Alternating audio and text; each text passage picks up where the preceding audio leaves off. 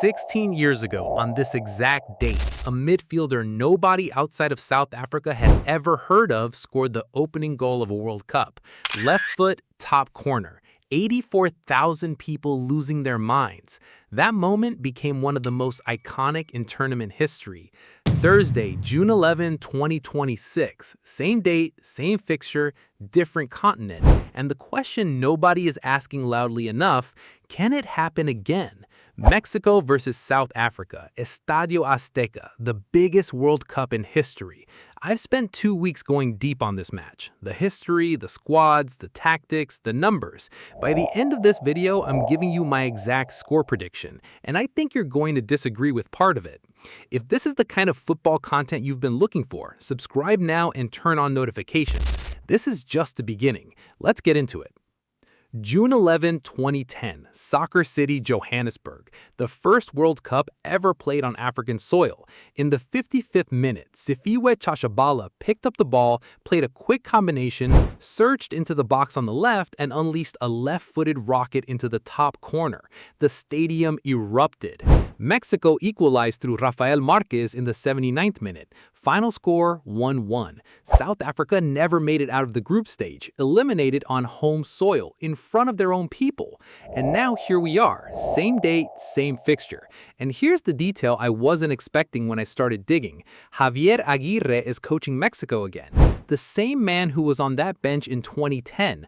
Third stint as El Tri's manager. Same coach, same opponent, 16 years later. This time on Mexican soil.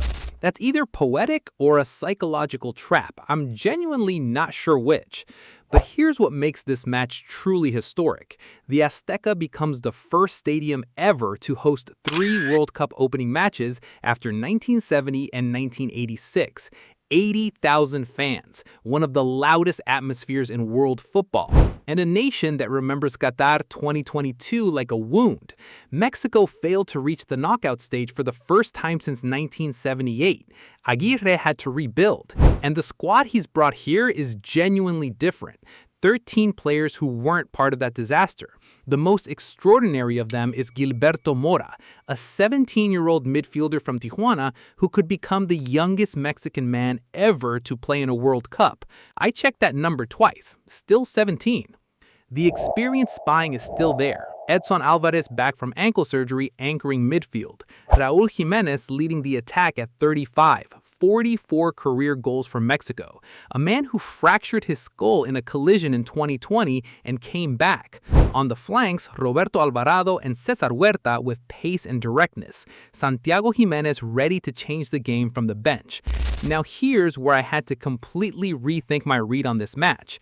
I went in assuming South Africa were here to make up the numbers. Then I looked at their squad properly, and I had to go back through it again. Hugo Bruce has built something quietly dangerous. Ronwen Williams in goal, captain, 62 caps, saved 4 penalties in a single AFCON shootout against Cape Verde. That's not luck, that's a goalkeeper built for pressure. Tevoho Mokoena anchoring midfield, Mamelodi Sundowns, over 50 caps. Physical, disciplined, one of the better African midfielders in the game right now.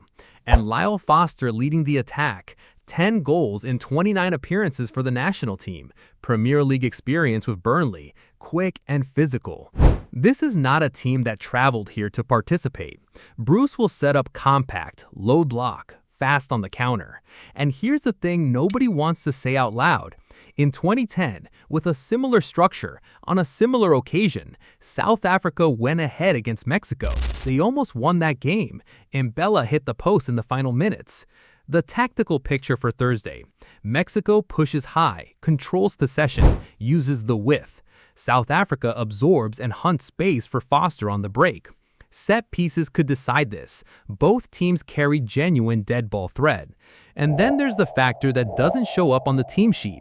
Mexico City sits at roughly 2,250 meters above sea level. That's not a talking point. It's a documented physiological reality.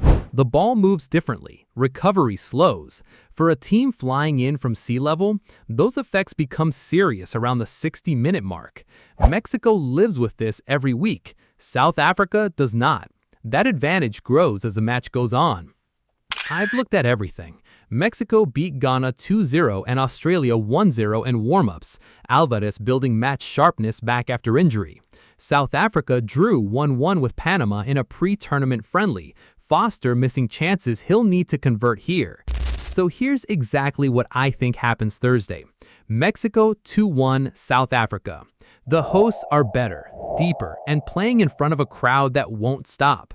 The altitude becomes a weapon after 60 minutes, and Mexico have too much quality in the final third. But South Africa will score. They have the structure, the pace on the counter, and the belief of a team that remembers what they did on this exact date 16 years ago.